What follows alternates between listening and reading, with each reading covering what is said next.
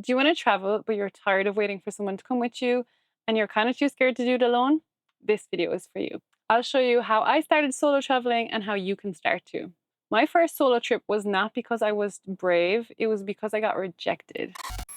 But it did change my whole life, and that is why I am now living in a van full time alone. So listen up and I'll show you how you can do it too. The logistics of traveling were completely fine to me because I traveled a lot. So, like airports, fine. Booking the taxi, fine. Booking the accommodation, fine. The problem is when you're alone in your hotel room at night and you hear weird noises, or you're just left alone with your own thoughts. I think that's the hardest part of solo travel. And I'm going to go through a few tips today to show you how you can start and make it a little bit smoother than the rough start I had.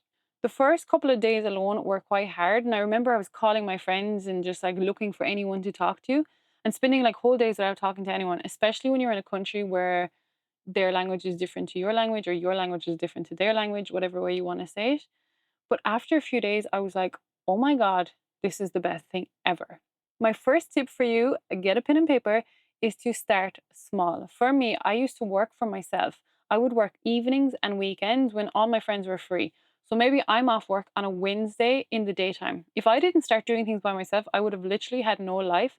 So I used to go on day trips by myself and just go do things by myself. And I think that built my confidence of being alone. If you can't even take yourself for a coffee alone, I would 100% start there. Then upgrade to a day trip alone. Then upgrade to maybe a weekend alone before you decide to just haul ass and go to a different country and start there. Start small. If you can't even enjoy your own company for a day out, how do you expect other people to enjoy your company? I always say I never trust people who can't spend time by yourself because what's going on in your head that's so bad you don't even want to be alone. So after you start small, you've taken yourself for coffee, you can go for dinner by yourself, you can go on a day trip by yourself. If a solo travel trip still feels a bit overwhelming, you can join a group trip. So you're alone, but you're with people. So you're going there alone, you'll meet people, there'll be people there. Or the other alternative is to go somewhere you already know. So somewhere you've been, you're familiar with the area, you know where to go, you know where to eat, you know different places to do things. That would be a good place to start, which you'll have a bit more confidence going into. Unlike me, I literally went straight to Greece. I'd never been to Greece. There are some pros and cons. So at the time, I remember sitting one day and I was like, oh my God, I just went to this taco place. I didn't have to ask anyone, what do you want to eat? Are you hungry? Do you want this place? What type of food do you want? I didn't have to have that 15-minute conversation with someone to try and plan a meal. If you know, you know. I could just be like, I want tacos. And I went and ate the tacos.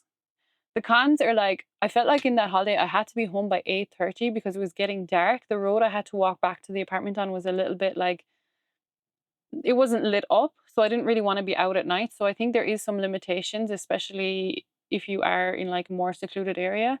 But all in all, I came home from that holiday after the first few days where it was a bit like weird being on my own and I was just like figuring it out. I came home and I told my dad, I am never going on holidays with anyone again. He did say that's probably more to do with my personality and maybe I'm the problem, but whatever. I decided I was never going on holiday with anyone again. I had the best time and that changed my whole life after that. From then on, I was like, if I want to go somewhere, I go somewhere. If I see a cheap flight, I book it. If you want to come with me. I'm going either way. And that is just the level of freedom everyone should have in their life. Let's go to tip number 2. This is something that really, really, really, really helped me when I was building the van. If you have a fear, write it down and then write a solution. Every fear has a solution. If you want to know more about van life, you can check out my ebook, but let's go back to solo travel for now. When I was building this van, I had such a mental block and I kept putting it off. And I was like, why am I not building this van? It was my dream, but I kept finding reasons to like put it off. And what it came down to was fear. I was kind of afraid to like do this van in case it didn't work out, in case I didn't like it, because it's something I wanted so much. So for every fear I had, I wrote a solution. So what if my phone breaks? Bring a second phone. What if I get lost? Then have like download offline maps or have a backup plan. Ask someone for directions. One time I got lost in Australia in the middle of the day. It was probably like 35 degrees in a housing estate for 3 hours. I was just walking around for 3 hours. But I am still alive, and now it's a funny story. If you want to hear more funny stories, make sure you subscribe. But moral of the story is things do happen. So I would say expect the best, but prepare for the worst. And that is a good tip to live your life by. So far we have start small, If you have a fear, write it down and then write a solution. Every fear has a solution. Every fear has a solution. And then expect the best, but prepare for the worst. Tip number 3, staying on the topic of fears. Know the difference between your fears and someone else's fears. People love to project their fears onto you. You need to know what you're actually afraid of and what people are telling you to be afraid of. I was heading to Morocco. This was my second time heading to Morocco, and I met this guy I knew. And I said, yeah, I'm just getting ready for my trip to Morocco. And he said, don't go. And I was like, why? Have you been there? And he said, no, but my sister lives in Spain and she said Morocco's bad. Like, what the hell are you on about? You know what I mean? Like, thank you for no information at all. So this is him projecting his fears on absolutely zero information when this was my second time going. If you want to take information from someone who has been there, someone who actually knows what they're talking about, and someone who is not insane. If you actually see the stats, you see that women are actually more at risk getting harmed from people they know than people they don't know.